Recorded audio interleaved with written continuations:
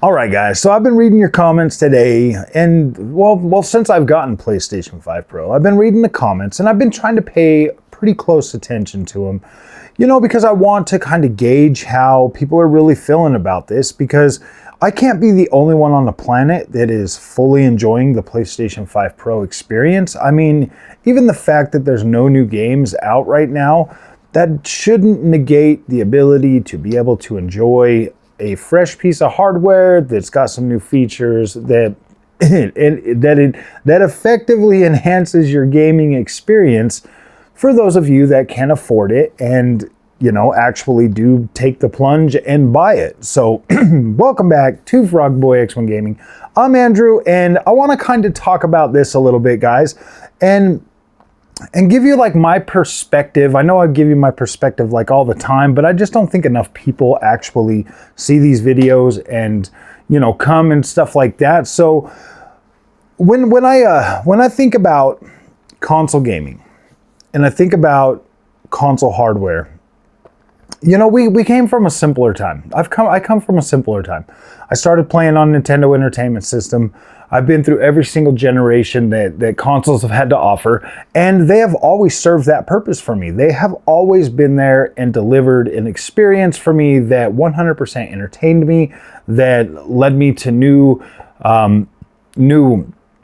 franchises of games that helped me develop as a young man, that helped me develop as a human being. Like, I spent a lot of time when I was younger just playing video games, and that incredible feeling, that, you know, that problem solving skills and all the fun things that video games used to bring, that in a way they kind of don't bring those anymore because they do hold your hand a lot. But once you get older, you're kind of in a position to where you're just like, I just want a quality game, a quality experience, something that's going to give me that yeah, I got that quality. Like, I don't know what feeling it is that is supposed to deliver anymore, as long as it delivers a feeling. And it, like, you know, there is a word for it. It's immersion. Okay. If you're immersed in a video game and you're having fun, and, you know, the visuals are looking good, and you keep finding yourself like, oh yeah, that looks good. I love that about video games. I was just sitting here tonight, and I'm playing Motorsport, the Crew Motorsport. I've been playing that, you know, this last couple of days, just jumping on there, driving around, and, you know, just having a good time. I'm currently, you know, working on a review for my new Fanatec pedals. So I've been testing it on multiple different games, and I kind of found myself engaged and immersed with the Crew Motorfest. They got this new island. They've got, you know, all of this stuff, and I just find myself truly amazed as I'm going through this game, and I'm spending like a couple hours, you know, each session or whatever. So I'm getting to experience, you know, like the night driving, the sunrise driving, the daytime driving, the you know, the sunset driving. And to tell you the truth, guys, when it goes through these transitions, I keep finding myself like utterly amazed as like I started today, and I'm like in the middle of this rainstorm, and it's just thunderstorm. There's lightning everywhere. There's, you know, just this incredible freaking rain, and I'm like, wow, this is so freaking cool. And I'm driving, you know, across, you know, from island to island, just totally enjoying driving this GT40. And I'm like, wow, this like feels really good, you know, like shifting gears and, you know, speeding up and slowing down. Like, it just feels so immersive that I'm sitting there and I'm just having fun. And so when I think about what video games mean to me, like, it truly breaks my heart to see so many people out there trying to break down hardware, to break down games, to break down this thing that we all supposedly say we love. And yeah, I've said this millions of times on the channel, and I'm going to keep saying it until you understand that this is getting ridiculous, my friends. Look, I felt like in the beginning of this channel that I had to sit and defend Xbox all the time because there was just overwhelming negativity, and there's still overwhelming negativity for Xbox, and it's ridiculous. Yeah, Xbox is putting their games on PlayStation. I get it. it makes a lot of people upset. It makes people uncomfortable. They're like, oh my gosh, I'm not going to be able to do my console war anymore. And then the PlayStation guys are completely ridiculous about it. You know, just play the games. Just play the games and enjoy them. Be thankful you get to play Xbox games on your PlayStation. Seriously. When I was a kid, having to decide, when I was poor, when I was a kid, having to decide, okay, am I getting Super Nintendo? Am I getting Sega? Am I getting PlayStation? Am I getting Dreamcast? You know, there were so many choices back then. Well, not so many, there was a few choices, but the money just wasn't there. I didn't have the ability to just get everything. So when I was a kid, if we would have had that ability to be able to play Sega games on Super Nintendo, or Super Nintendo games on Sega, or PlayStation games on Dreamcast or Dreamcast, you know what I mean? Like, it would have just been incredible. And so when I see people being so freaking negative these days about gaming over something like a PlayStation 5 Pro, like, if you can afford it, it will enhance your experience. Is it going to be perfect every single time? Absolutely not. But is there enough there to make it worth it? For me, it was. I have 387 digital video games on my PlayStation 5 Pro. So to me, that is worth the investment to upgrade all of those experiences to be able to take advantage of my new hardware. And guys, the PlayStation 5 Pro is slimmer, it's quieter, it has more storage, there's more utility to it. It has its own proprietary upscaler, PSSR, that will absolutely be beneficial toward new games coming out. Like, I don't understand the pushback for this thing. You're right, it does come without a disk drive to save you some money, because this thing would have been $800 with a disk drive, and we all know that. So when you look at this and you really put things into perspective, I mean, I get it now that, yeah, maybe Sony should have sold some of these with a disc so that people could get them without having to deal with the stupid scalpers, because obviously whenever there's something, the scalpers are going to come out there and they're going to get it. But that's the name of the game, man. The console market is shrinking. It's been shrinking for a long time now. And now Sony and Microsoft, they have to start charging more for these consoles because they just don't make enough to subsidize them. Well, maybe they do. Obviously, Sony right now is at its highest market value ever, off of the sales of games and, you know, new hardware and stuff. So I see that and I'm like, man, like it sometimes it makes sense, sometimes it doesn't. But at the end of the day, man, like, you're supposed to care about the games and the gaming experience. And it's like I come online to spread the joy, to spread the hype, and to spread the happiness about the things that I buy, so that I can get other people to be happy and excited and purchase these things and enjoy them themselves. But it's like they got to fight through all the negativity. And, you know, I really hate to say it, my friends, but my fellow human beings, we are so easily influenced by negativity these days that it's just so much easier to just be negative and put on this fake persona while you're online and everything. Because let's face it, dude, in the real world, I literally do not have people when I walk into Walmart or somewhere and I talk to somebody in real life and I'm like, yeah, man, did you see the new PlayStation 5 Pro? Never once do I have anybody jump in my face and start telling me it's trash and it's a scam and it's blah, blah, blah.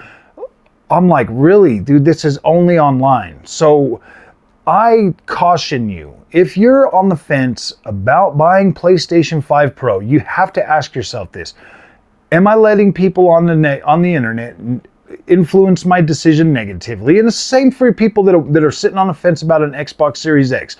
Are you allowing people that you're never going to see, that you're never going to meet, influence your decision because it's easier to be negative? I mean, like, seriously. It doesn't make a lick of sense, dude. Like, if you're into video games and you want to have a good experience, say you went out at the beginning of this generation, maybe last generation, you got yourself an LG OLED TV. Obviously, PlayStation 5 Pro was designed to help mitigate the heavier and heavier visual quality games that are coming out that are really starting to struggle to maintain a higher frame rate with higher visual quality. Every single PlayStation game and Xbox game, every single one of them have a 4K 30 mode. you can still play these at 4K. Like this console is not necessary to play games at 4K. It's only necessary if you want higher frame rate at 4K. So you got to get that in your mind right now. Like this console is designed to give you that performance and still be able to deliver on that visual quality thing. Is it worth it for everybody? Probably not. Would you be better off maybe buying a 1440p monitor? Absolutely. Your PlayStation 5, your base PlayStation 5 and Xbox Series X are going to run incredibly on a 1440p monitor. I do suggest finding something that has an HDMI 2.1, especially if you're going to run a PlayStation 5, because if you don't, you do not get you won't get your VRR and you won't get your 120 FPS support. You will on Xbox. You'll still be able to utilize VRR on 2.0. So it's not something, even 1.4, I believe, even 1.4 with the Xbox, because you can still utilize that at like 1080p or 1440p. So Xbox is definitely better in that sense. PlayStation definitely has some ways to go, but hopefully they can get that figured out. But look guys, if you're into games and you just want to have fun and you want to play, yes, there's a million things that I could literally go out of my way to nitpick PlayStation 5 Pro. A million things. Like I could easily sit here and make negative content every day. Maybe 3, 4, 5, 6 different videos a day. I probably could find stuff to nitpick. But I can also find stuff to put out 5, 6 videos a day about how positive it is. So when I look at it from that point of view, and I literally had to go out of my way to buy a bunch of the games that people were like, oh, these look terrible and everything else. And I'm buying these games and I'm looking at them and I'm like, I thought you guys said you didn't care about freaking Star Wars Outlaws. I thought you said the Jedi Survivor was broken and you didn't care about it. I thought you guys said that these games didn't matter to you, so it didn't matter. I don't get it. Do you want to play these games, or you just want, I mean, buy a PC. You can always buy a PC. You don't have to buy a console. You can move forward whenever you want. You can get out of the console space. You can move over to PC and you can start playing your games on the PC platform. Like there's nothing holding you back, but the convenience of the consoles, I find myself over this last month and a half or a month and a week or whatever, I find myself literally getting to turn on the PlayStation. So my PS5 Pro is directly behind my TV. So like it's literally out of sight, out of mind, but I still reach for it because it's fun to play. I find myself immersed in the experience and I'm like, gosh dang. So I've had like NVIDIA, top end NVIDIA cards, and I've seen DLSS on a 4K screen. And it gives you like this really sharp, really crisp image quality. A lot of people like that. Me personally, I don't, it's not that I don't like it. It's just that I've seen, something better that my eyes like more. And PSSR threads that needle to give me that image quality at 4K. So I'm looking at it and I'm like, dang, this actually looks really good. It's a little bit softer. It doesn't look all sharp. So the sharpness that I'm talking about, guys, it just kind of makes the games look a little bit fake, but the softness kind of adds like this soft, this soft visual, like it just, I don't know. It's more delightful for my eyes to see the way that this looks, as opposed to like this sharp, harsh, overall like pixely, not pixely, but like this really clinically sharp looking image quality that I know a lot of people like, and I get it, dude. I used to love it too, and I still do every now and then. I still do. I'm not gonna lie, dude. Every time I flip on 4K DLSS and it looks super sharp, at first for a while I'm like, damn, that looks good. But then it kind of fades off and I'm just like, gosh, man, I start noticing all the imperfections of the image quality, stuff like that. So I'm just like, oh man. But when it's a softer image quality, I don't notice that stuff as much. So it makes it easier for me to like get in there and play these games and stay immersed longer. And that's what I love about PC gaming and console gaming is like, dude, this stuff is getting so good. I remember when I first started playing video games, we had literal freaking, oh my gosh, man, it was regular Nintendo. Like you look back into the graphics back there and you're like, oh boy. And then you look at the graphics now and it's like, it's so freaking immersive now. And it's so intricate and everything just looks so incredible that I can't believe people are sitting there freaking out, literally freaking out about something that just makes your games look better. I get it, man. Like there's channels out there. I'm not even gonna name them anymore. There's channels out there that go out of their way to try to nitpick and point point everything out that doesn't look right to them. And you got to understand, dude, that is their freaking opinion. That's their opinion. Because some of the stuff that they say, oh, that bugs me, that doesn't bug me. It doesn't bug me. I don't even barely notice it until they point it out. So I'm telling you, if you want to enjoy games again, you need to avoid those channels, and you need to just start playing the games that, like, do what I do on the Game Awards. Okay, I'm gonna live stream that with you guys on the Game Awards. When they do a world premiere and you see the thing and you're like, whoa, man, that game looks good. Don't even watch anything before you buy it. If it looks good and it gets your interest, take a chance, buy it. That's what I do with every single game I buy. If it looks good in the previews or whatever, I just go ahead and buy it and I try it myself. And since I've been doing that, since I've avoided watching those channels that I shall not be named, I found gaming to be so much better. I don't even notice half of the nonsense that they talk about, my friends, until people in the comments section start telling me, oh, look at that and look at that. And then I see it and I'm like, why do you guys insist on ruining gaming? Why do you insist on ruining gaming? Can't you just be happy, play a game? I get the visuals matter. We want to see some freaking, we want to see some eye candy. I get it. But that is not the whole thing of a game. There's other stuff. There's story, there's physics, there's so much more to games than just the visuals. There's so much more. So yeah, guys, I love my PS5 Pro. I think it's an absolutely incredible freaking machine. I do wish that, Sony could have found a way to bring this to market at a more affordable cost, more in line with the console, generation. But let's be real, man. The base PlayStation 5 and Xbox Series X are those are not bad consoles. If you get a 1440p monitor, they're going to look incredible.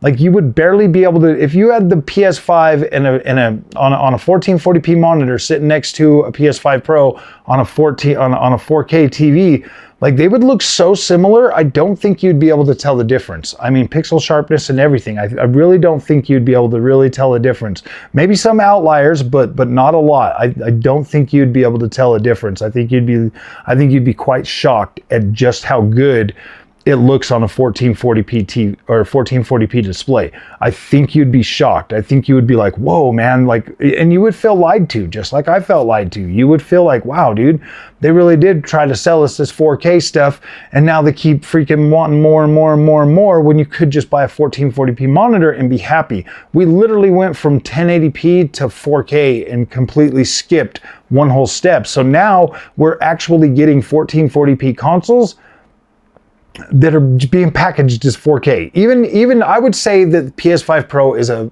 really high-end 1440p system. Like it does really good at 1440p, and that's why it's pretty easy to upscale it. So, all right, my friends, if you like this content, do not forget to like and subscribe. I'll see you in the next one. Thanks for watching.